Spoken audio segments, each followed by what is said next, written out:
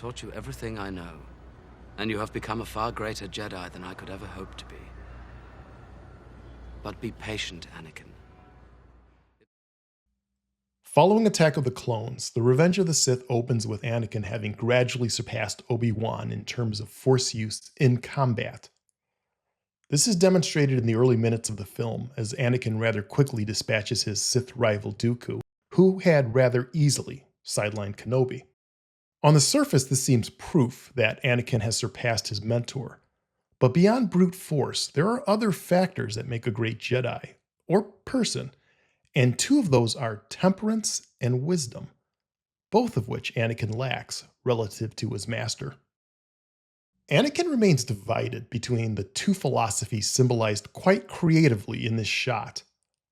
On one hand, the right hand, is the blue Jedi path of passive acceptance and service. On the other, the adversarial left-hand Sith path of the ends justifying the means. By the way, a pithy moral and factual distillation for any apologists justifying careless, power-hungry thinking. If you have little reservation about ends justifying means, understand that means are ends in themselves. Think about that, then search your feelings. You'll know it to be true.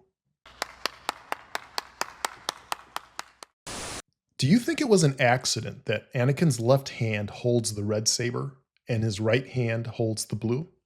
Isn't it more reasonable that this duel was choreographed to end with this exact shot? The Jedi Council and Palpatine know that Anakin is the most formidable upcoming instrument of the Force. And of course, that is the heart of the conflict of Episode 3. And it leaves us with a kind of bidding war over the control of Anakin Skywalker, a war which Sidious wins before he loses. But before any of that, note how here, Anakin accepts Palpatine's direct order as if he's already his apprentice. Pretty revealing. Good, Anakin, good. Kill him. I shouldn't. Do it.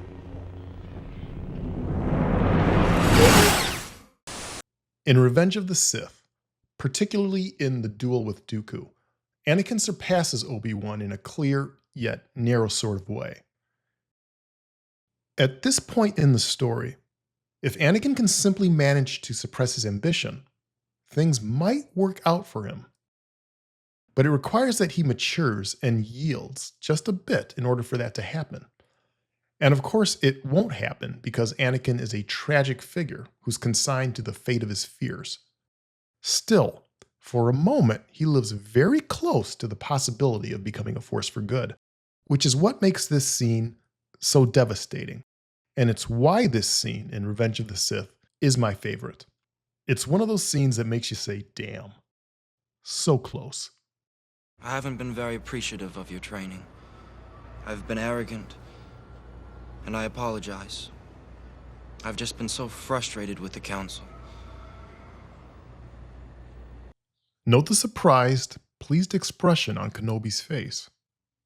He may be humble, but he's not so old as to have forgotten what it's like to be young and want to move up in the world. You are strong and wise, Anakin, and I am very proud of you.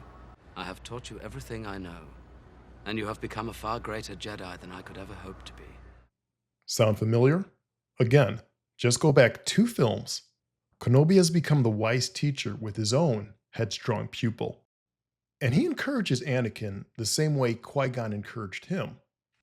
You can subvert stuff like this all you want, but if you do, you have to offer something better. And if you can't, perhaps being original and subverting shit is not your forte. Oh, shit. But be patient, Anakin. It will not be long before the Council makes you a Jedi Master.